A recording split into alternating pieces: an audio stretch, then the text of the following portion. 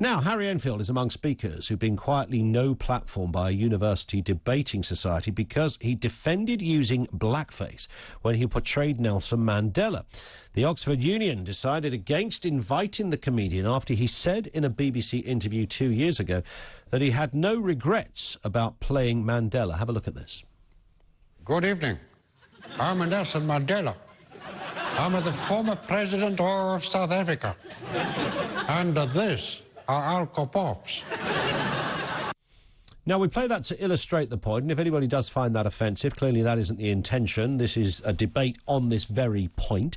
In recent times, comedians have apologised for playing characters in blackface, like David Walliams and Matt Lucas, playing characters in Little Britain. Lee Francis, or Keith Lemon, also apologised for Channel 4 Bo Selector's show. I think he parodied Trisha Goddard. Other incidents, the Canadian President, Justin Trudeau, in blackface when he was a student. And even a Conservative MP over here, Sir Desmond Swain, questioned why his decision to black up for a party could be deemed offensive as a picture of him emerged dressed up as James Brown. It was a Blues Brothers thing. Should comedians apologise for controversial content from their past? And the emphasis there on past. And I've no idea, by the way, whether most of those others have actually apologised now. I don't know whether Harry Enfield has reviewed his opinion from 2 years ago where he said he had no regrets. Let's speak with Luke Stephen, comedian, and also Weyman Bennett, co-founder of Stand Up to Racism. Good afternoon to you both. Luke, firstly, is it offensive? Well, anything can be classified as offensive. It's whether you choose to take offence from it or not. I think what's important to remember is the reasons why he's doing it. The thing that Harry Enfield said in that interview with Nick Robinson back in 2020 was that he was sick of the typical stereotypes of black people being drug dealers. So he looked at how can I satirise that. He looked at someone he admired, which was Nelson Mandela, someone who described as he had the privilege of meeting once, and thought, wouldn't it be funny if you had him pushing Alco Pops on children? Because it just shows how ridiculous this stereotype of black people is. So that's why he did it. He wasn't doing it to mock Nelson Mandela. It was to highlight the ridiculousness of that stereotype of black people in the first place. Got it. And he also didn't say. It's also important to remember in that interview with Nick Robinson, he did say he wouldn't do it now, but he doesn't really regret doing it. And I think that's a fair argument. Yeah. Weyman, is that fair enough? He wouldn't do it now, and the story behind it, as Luke just outline there. Yeah. I mean, I kind of get that. I'm sure you do too.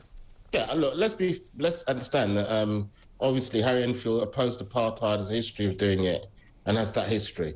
The thing about blackface is that blackface has a deep-rooted culture about racism and about parody of black people. And what people are trying to do now is remove that out of culture, remove that out of that's entertaining or in that way. So blackface was rooted in parodying black people.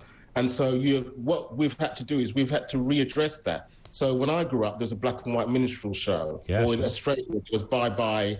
You know, there's people that literally parodied, it was a joke. And that fitted in with the kind of culture around presenting black people as a joke. And I think what people have said is that in the 21st century, we want to move away from those parodies because that doesn't fit. And that's why there's been such a kind of rejection, not just in this country, but internationally, where black communities have said, look, there's nothing wrong with having a joke. There's nothing wrong with culture. Everybody wants comedy, right? But what we don't want to do is a particular community just seen as a joke because it's but on that point, Weyman, I mean, you're absolutely bang on about the black and white minstrels. I can't imagine anyone constructing an argument that would say, yeah, that was okay. But of course, that would be seen as maybe different to what Harry Enfield is doing, what they did in Little Britain, etc. That's not quite the same thing, is it? Nobody is saying, look, aren't black people funny? When Matt Lucas was, I think he was Jesse Jackson, I think. Yeah, but what people are saying that because we still unfortunately live in a racist society, right? People that are progressive actually oppose racism. But unfortunately, last year, racist attacks went up from 158,000, a 17% increase. And so what people are saying is the more we can do for a more equal society, the better that is. And that means even things like culture, you have to look at it. There's people I work with in the music industry who blacked up in the 80s who work with black artists now, openly say to them, I would never do that again. Yeah. I mean, you know, music companies remove senior executives because they blacked up in the 80s. It's because it's changed. There's been a much more sensitivity to opposing racism rather than just seeing it as part of people's different viewpoints. I get it. Listen, that's why blackface has been coming to that. Okay, look, and Luke, I mean, I suppose it's about, you know, do we airbrush these scenes? I mean, there's certain sitcoms that are no longer shown because of not necessarily blackface, but, you know, blatant, overt racist humour. So it ain't half hot, mum, and various other things are no longer on the telly. But those that have got a body of work behind them, who would have used black makeup to become a black character, not to take the mickey out of someone's race or colour of their skin, but simply to impersonate a well-known person. Should people now apologise for that? I don't.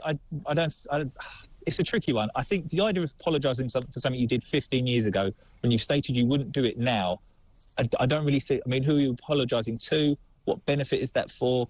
I mean, if you can recognise that I wouldn't do that now, I think that's fine. But also, as well, we're talking about him being no platform from the Oxford Uni Debating Society. If you don't agree with his stance, debate him with it. Don't just say, well, don't shut him down and go, right, you can't come in. It's supposed to be a university. You're supposed to be challenged. You're supposed to have difficult questions thrown at you. That's the idea of a university, isn't it? Surely. I mean, I didn't go, but I've heard that's what it's about. I think that's... surely expect that from Oxford. But, I mean, that's what we're saying. He's been no platform. No one here is saying, oh, we should still be able to do this character now. We should have blackface on television because it's funny. We're talking about him being no platform. Correct. I mean, that's the point, isn't it, Weyman? I mean, is it right to no platform Harry Enfield over this?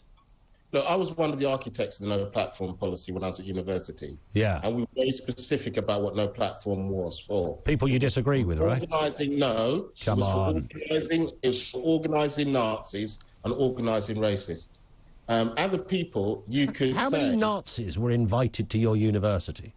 Well, at that time, people from the National Front were invited to our universities, and they physically attacked students that were black and Asian. Well, clearly, nobody wants to see that. I get that. But there's no threat of that happening if you invite Harry Enfield to your university. He's not going to. No, but as I said, I don't believe that he should be no platformed, right? Right. Yeah. But what I do believe is that we've got every right to say that blackface belongs to a tradition of denigrating black communities. Should he apologise, Weyman? Should he apologise? Well, I think he should be more precise about what he should understand. I think he's a bit ignorant not to understand the history of blackface. But he could understand that and believe that he's not personally going there, couldn't he? He could say, look, he wouldn't do the black and white minstrel show. What he was doing with, as Luke just explained, there was even logic and comedic intelligence behind what he was doing. But look, I apologised once for putting on a Dick Emery show because at that time it had really homophobic things inside it, and the